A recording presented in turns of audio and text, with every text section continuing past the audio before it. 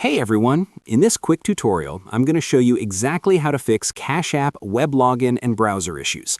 So if you can't sign in, the page isn't loading, or you keep getting errors, follow along step by step to fix it.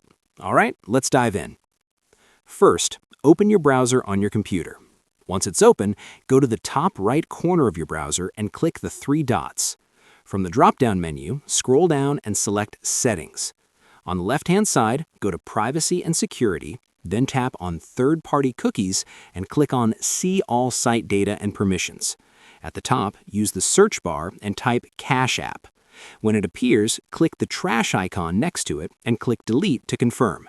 This clears any corrupted cache or site data and fixes most login issues. Next, we need to check your extensions. Go to Extensions on the left side. Disable any active extensions, especially VPNs, proxies, or ad blockers. These can block secure connections and stop Cash App from working properly. Now close your browser completely and reopen it. Go back to the Cash App website and try logging in again. If it's still not working, try opening the website in a different browser like Microsoft Edge or Firefox. This gives you a fresh session and usually fixes browser-related problems.